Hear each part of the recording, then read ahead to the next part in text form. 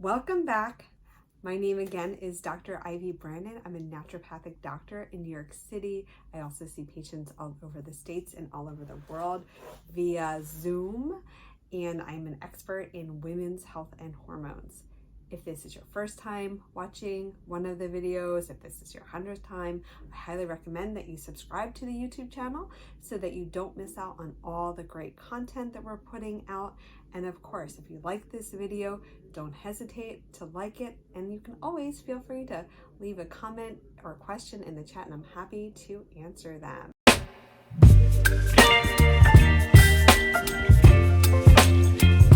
So I've now, guys, wow, I'm 8 months, almost 9 months postpartum, and if you've watched any of the other videos, you know that one, I've done a lot of work around pregnancy in your 40s, and now I'm doing a whole series on postpartum.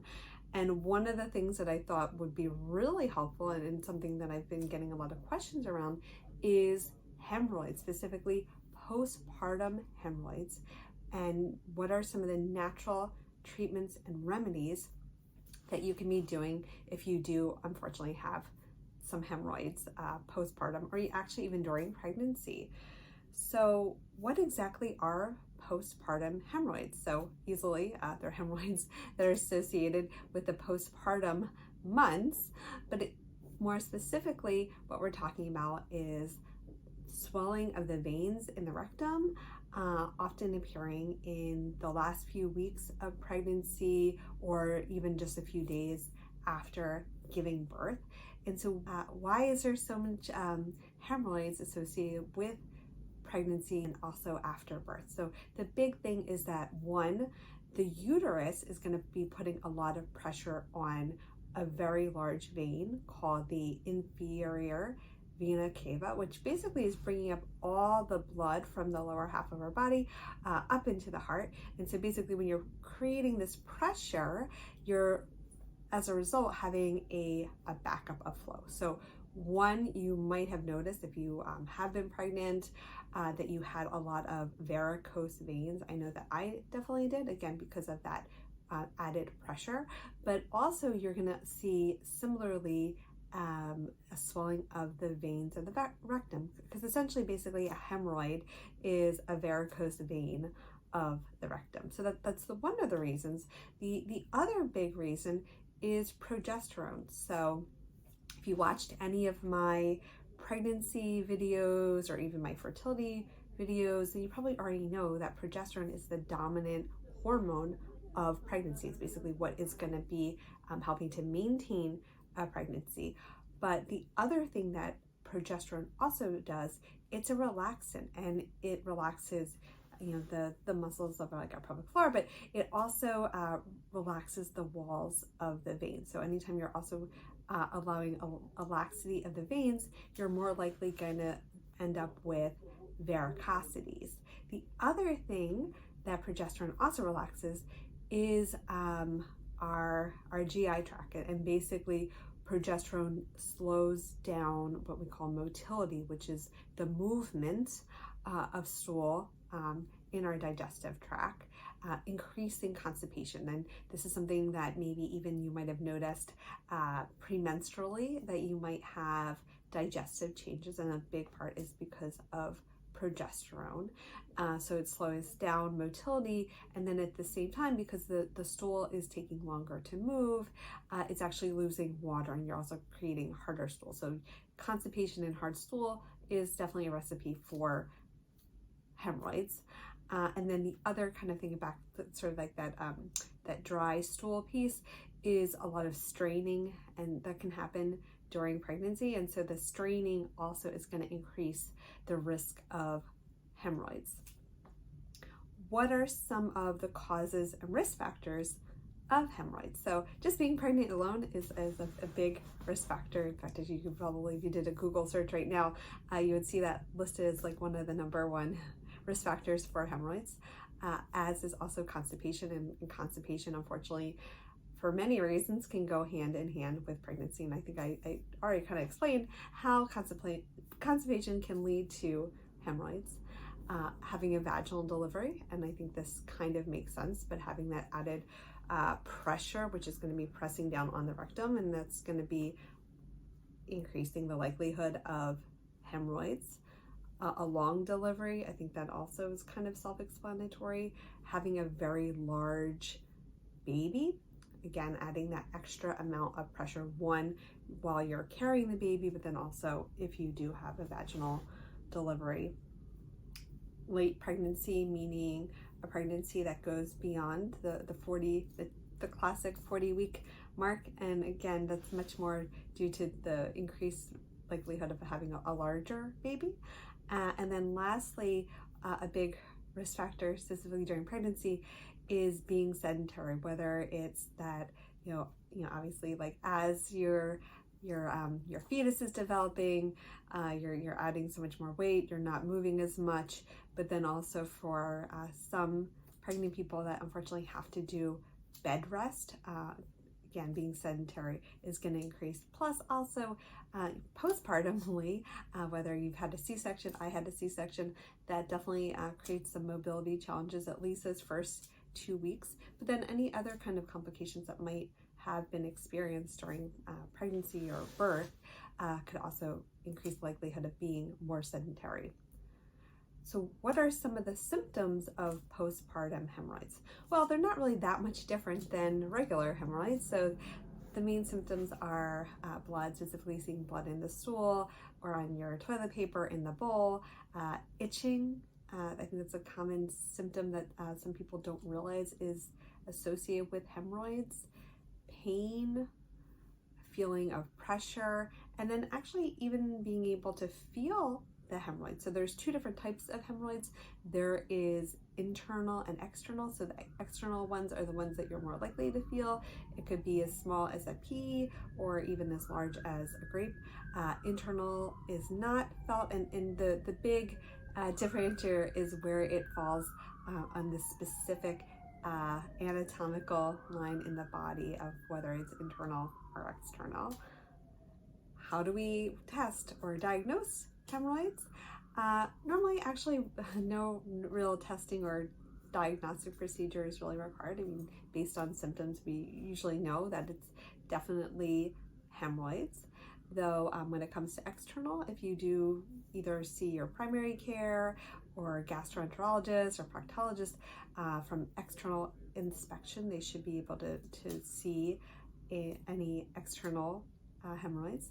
And then from an internal would be either via digital rectal exam and endoscopy. Now, I guess in some ways it could be a good idea to go through some diagnostics just to differentiate between hemorrhoids and anal fissures. So these are like tearings of the rectum that often are also associated with constipation. They tend to be a lot more painful, but it could be worth definitely if things are not getting better or you're in a lot of pain, you might want to talk to your physician about getting a proper workup. So what are some of the natural treatments? What are some of the options that you have to deal with postpartum hemorrhoids?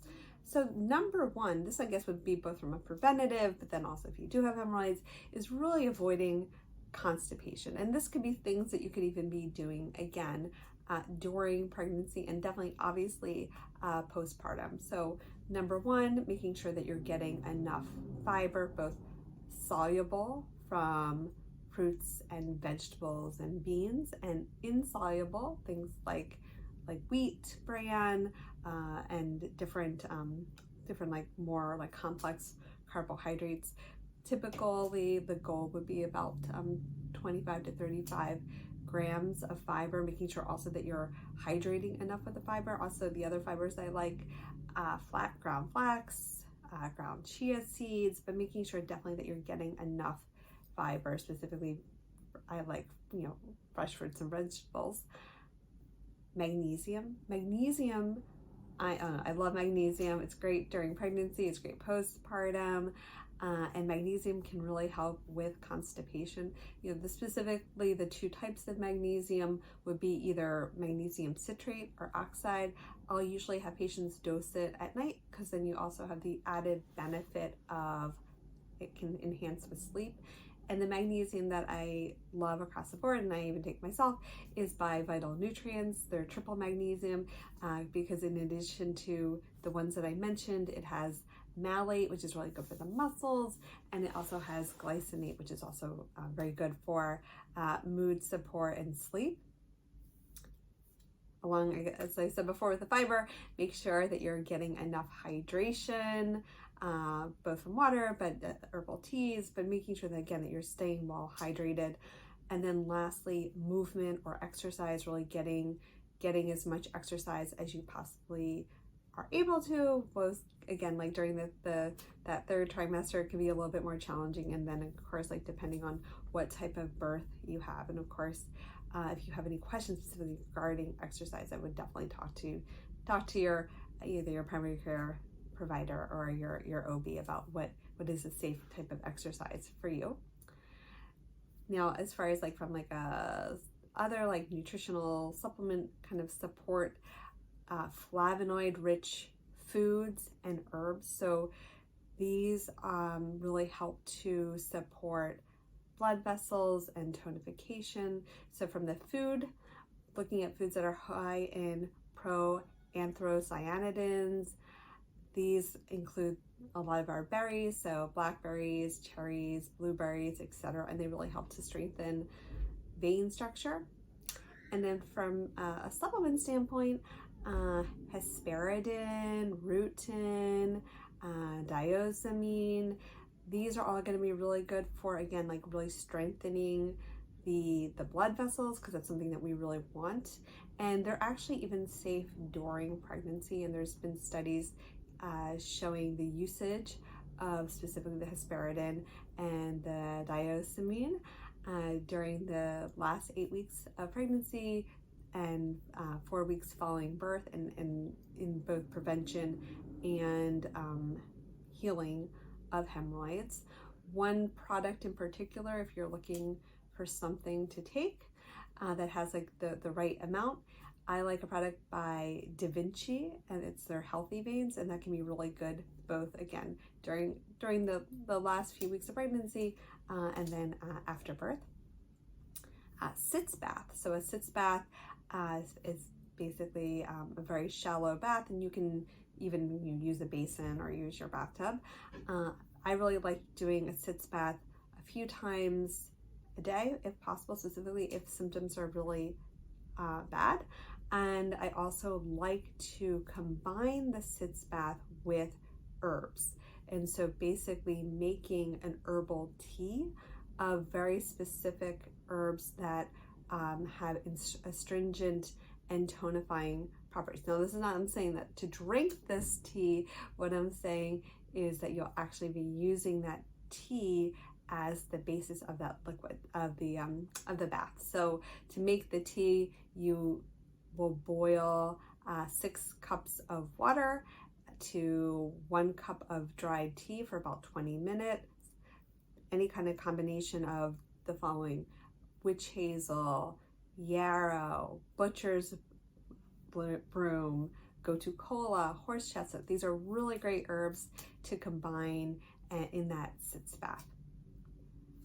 Topically, I really like doing different ointments of astringent herbs, and again, back to those astringent tonifying herbs. If you miss them, again, it's witch hazels, butcher's broom, yarrow, chestnut, gotu kola, also comfrey, calendula is great. And one product in particular that I recommend a lot, and I've even used myself, is by Wise Women Herbals. I really like their bottoms up balm. Typically I'll have patients apply it 2 to 3 times a day, and it works really, really well. So those are all my tips of how to handle postpartum hemorrhoids naturally, and hopefully you found some of this information useful. One thing I forgot to mention earlier in the video is anything that I recommend today, you should be able to find on Fullscript, and that's the online dispensary I use. Basically, there's a lot of really bad products out there, and what I love about Fullscript is it's safe, and specifically anything that I recommend has been thoroughly tested. And if you subscribe, you'll get 10% off if you use the links in the description. And as always, don't forget to subscribe to my YouTube channel. And if you like this video, please don't forget to like it. Again, my name is Dr. Branin. I'm a naturopathic doctor and looking forward to talking to you more all about the postpartum months. Take care.